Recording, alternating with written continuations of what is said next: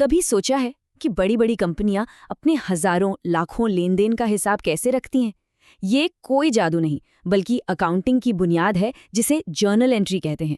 चलिए आज इसी को समझते हैं, और वो भी इतने आसान तरीके से कि लगेगा ही नहीं कि हम अकाउंटिंग सीख रहे हैं। जरा सोचिए, एक कॉफी शॉप का मालिक सुबह की पहली कॉफी बिकने से लेके रात के आखिरी स्नैक तक दूध वाले का हिसाब, स्टाफ की सैलरी, बिजली का बिल, दिन भर में सैकड़ों लेन देन होते हैं। क्या ये सब कुछ सिर्फ याद रखा जा सकता है? अरे बिल्कुल नहीं। और यहीं पर अकाउंटिंग की दुनिया में जर्नल एंट्री एक सुपर हीरो की तरह एंट्री लेती है। तो बिजनेस की इसी रोजमर्रा की उथल पुथल को एक सिस्टम में लाने के लिए ही अकाउंटिंग की जरूरत पड़ती है। चलिए इस सेक्शन 1 में देखते हैं कि यह पूरी कहानी शुरू कहाँ से होती है। हर जर्नल एंट्री समझिए एक कहानी का पहला वाक्य लिखने जैसा है। इसका असली मकसद सिर्फ हिसाब किताब रखना नहीं, बल्कि ये समझना है कि पैसा आ कहाँ से रहा है और जा कहाँ रहा है।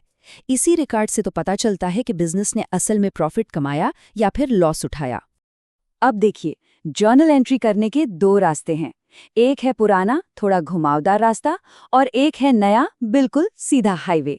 सेक्शन 2 में हम यही देखेंगे कि क्यों हम नया यानी आधुनिक रास्ता चुन रहे हैं।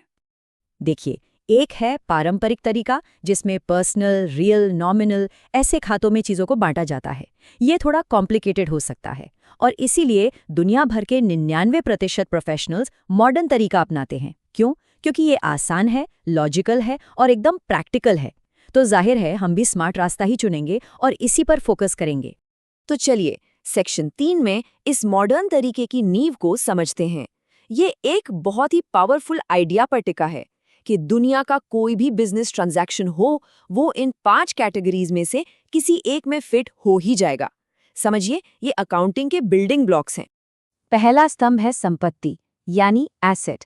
ये वो सारी कीमती चीजें हैं जो बिजनेस की अपनी हैं, जैसे कंपनी की कार, ऑफिस का फर्नीचर, बैंक में पड़ा कैश, और हाँ, वो पैसा भी जो ग्राहकों से अभी लेना बाकी है। ये सब बिजनेस की संपत्ति है। दूसरा स्तंभ है देनदारी मतलब लायबिलिटी। ये संपत्ति का ठीक उल्टा है। ये वो पैसा है जो बिजनेस पर उधार है, जिसे भविष्य में चुकाना ही है, जैसे बैंक से लिया हुआ लोन या किसी सप्लायर का बकाया बिल। तीसरा स्तंभ है आय यानी इनकम। ये बिजनेस का इंजन है। वो पैसा जो बिजनेस अपने काम से कमाता है, चाहे वो सामान बेचकर आए, कोई सर्विस देकर आए या कहीं से ब्याज मिले। ये सब बिजनेस की आय है जो उसे चलाती है। चौथा स्तंभ है व्यय यानी एक्सपेंस। अब देखिए, इनकम कमाने के लिए कुछ खर्च तो करना ही पड़ता है ना। स्टाफ की सैलरी, ऑफिस का किराया, मार्केटिंग का खर्चा, ये सब वो जरूरी खर्चे हैं जो बिजनेस को चलाने के लिए लगते हैं। और पांचवा और आखिरी स्तंभ है पूंजी यानी कैपिटल। ये वो पैसा है जो मालिक ने बिजनेस शुरू करने के लिए लगाया है। इसे बिजनेस का शुरुआती बीज मान सकते हैं। वैसे देखा जाए तो ये भी बिजनेस के लिए एक तरह की देनदारी ही है, पर किसी बाहरी को नहीं, बल्कि खुद मालिक को। ठीक है, तो अब हमारे पास 5 खिलाड़ी हैं। तो सेक्शन 4 में हम इस खेल के नियम सीखेंगे। नियम बहुत ही सिंपल हैं, लेकिन यही वो नियम हैं जो पूरी अकाउंटिंग की दुनिया को चलाते हैं। तैयार हैं? इन नियमों को याद रखना बहुत आसान है। हम इन 5 को 2 टीमों में बांट देते हैं। पहली टीम है एसेट और एक्सपेंस की, और दूसरी टीम है LIC की, मतलब लायबिलिटी, इनकम और कैपिटल। ऐसे याद रखिए, पहली टीम बताती है कि बिजनेस अपने पैसे का क्या करता है, और दूसरी टीम बताती है कि पैसा कहाँ से आता है। अच्छा, अब यहाँ थोड़ा ध्यान देना होगा, क्योंकि यही पूरे अकाउंटिंग का इंजन है। नियम बहुत सीधे साधे हैं। पहली टीम यानी एसेट और एक्सपेंस अगर बढ़ते हैं तो डेबिट होते हैं, और अगर घटते हैं तो क्रेडिट। सिंपल। और दूसरी टीम LIC यानी लायबिलिटी, इनकम और कैपिटल, उनके लिए नियम ठीक इसका उल्टा है। अगर वो बढ़ते हैं तो क्रेडिट, और अगर घटते हैं तो डेबिट। बस इन्हीं 2 उसूलों पर पूरी अकाउंटिंग टिकी है। बहुत हुई थ्योरी। अब इन नियमों को एक्शन में देखने का टाइम है।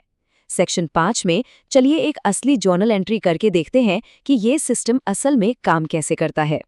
चलिए मान लेते हैं कि हमारी कॉफ़ी शॉप ने अपने हिसाब किताब के लिए 80,000 रुपये कैश देके एक नया लैपटॉप खरीदा। ये एक बहुत ही आम बिजनेस ट्रांजैक्शन है। आइए अब इसे डिकोड करते हैं।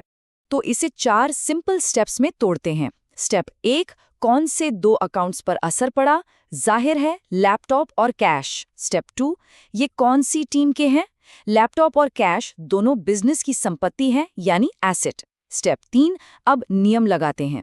बिजनेस में एक लैपटॉप आया, मतलब एक एसेट बढ़ा, और जेब से कैश गया, मतलब दूसरा एसेट कम हुआ। और स्टेप 4, रूल याद करें, एसेट बढ़ने पर डेबिट और घटने पर क्रेडिट। और ये रही हमारी फाइनल एंट्री।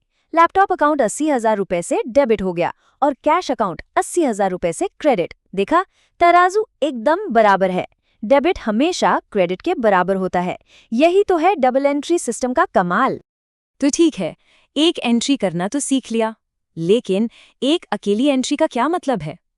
सेक्शन 6 में हम ये समझेंगे कि कैसे ये छोटी छोटी एंट्रीज मिलकर एक बहुत बड़ी और ज़रूरी कहानी बताती हैं। हर एक जर्नल एंट्री एक किताब के एक पन्ने की तरह है, और जब आप इन सारे पन्नों को एक साथ रखते हैं तो बिजनेस की पूरी कहानी सामने आ जाती है। ये कहानी बताती है कि बिजनेस कहाँ था, आज कहाँ है और कल कहाँ जा सकता है। ये सिर्फ नंबर नहीं है, ये बिजनेस की जुबान है।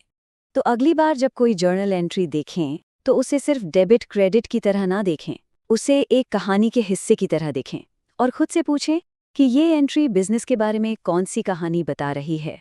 क्योंकि आखिर में अकाउंटिंग सिर्फ नंबरों का खेल नहीं है, ये कहानियों को समझने का हुनर है।